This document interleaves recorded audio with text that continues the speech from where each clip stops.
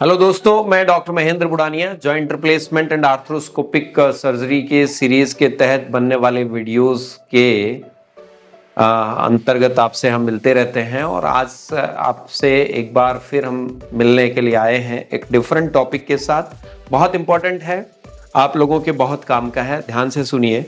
देखिए, हमारे पास पेशेंट्स आते हैं, वो चोट लगी, एंकल स्प्रेन हुआ, नी में इंजरी हुआ, शोल्डर में पेन हुआ, नेक पेन हुआ। जहाँ कोल्ड का एप्लीकेशन होना चाहिए वहाँ उन्होंने हीट एप्लीकेशन कर लिया, जहाँ हीट की ज़रूरत होता है वहाँ उन्होंने बर्फ़ का सेक कर लिया। तो ये बड़े कन्फ्यूज़न की स्थिति होती है और इससे पेशेंट की रिकवरी के अंदर काफ़ी प्रॉब्लम्स आती हैं, उसका रिकवरी टाइम बढ़ जाता है। तो हमने सोचा कि आपको एक कंसाइज और बहुत ही इंफॉर्मेटिव जो है वो वीडियो के माध्यम से हम बताएं कि एग्जैक्टली अपन को कब आइस का एप्लीकेशन करना चाहिए और कब अपन को हॉट फॉर्मेंटेशन करना चाहिए। देखिए, आइस के लिए बेसिकली इस तरह के आइस क्यूब्स आते हैं। हीट के लिए आपके घरों में, सबके घरों में इस तरह की हॉट वाटर बॉटल्स मिल जाती हैं जो कि हीट एप्लीकेशन के लिए अपन काम में लेते हैं।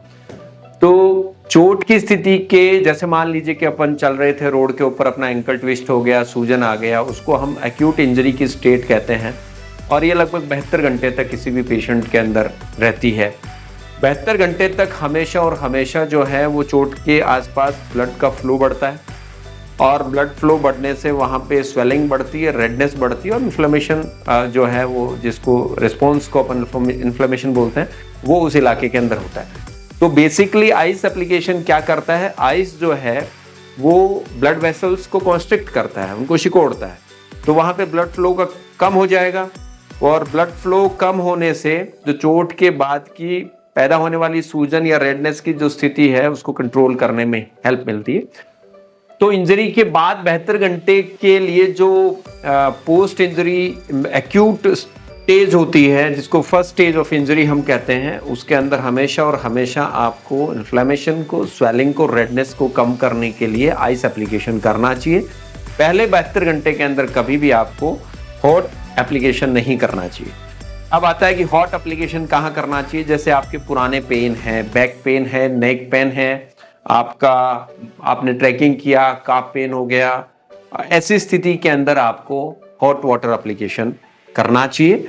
अब कुछ ऐसी स्थितियां भी होती हैं जिनके अंदर आपको आइस और हीट दोनों का इस्तेमाल करने की आवश्यकता पड़ती है। 72 घंटे के बाद मान लीजिए कि आपका स्वेलिंग बढ़ना कम हो गया, अब नहीं बढ़ रहा, रेडनेस आपका ठीक हो गया, तो उस स्थिति में अब उस चोट के कारण से जो टिश्यू में डैमेज हुआ उसको हीलिंग के लिए अतिरिक्त ब्लड फ्लो की आवश्यकता होती है। तो उस स्थिति के अंदर आपको सबसे पहले 72 घंटे के बाद आपको हीट एप्लीकेशन करना है 10 मिनट के लिए।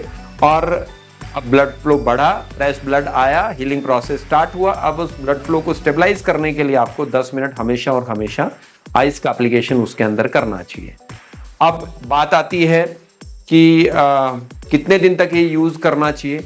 देखिए, चोट की स्थिति होती है, मान लीजिए कि कोई ऑपरेशन की स्थिति होती है, उस स्थिति के अंदर आपको 10 से 15 दिन तक, पहले 3 दिन तक आपको आइस, उसके बाद में 10 से 15 दिन तक alternative heat and ice application आपको करना चाहिए।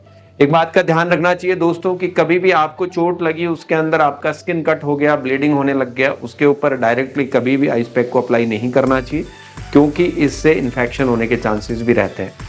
दूसरा खास बात एक ये ध्यान रखनी है आपको, मान लीजिए कि आइस पैक आपके घर में नहीं है तो आइस क्यूब्स निकालिए फ्रिज में से और उनको पॉली बैग में डाल के और एक थिन क्लॉथ बीच में रख के स्किन के ऊपर इसको अप्लाई आप कर सकते हैं। 10 से 20 मिनट आपको अप्लाई करना चाहिए।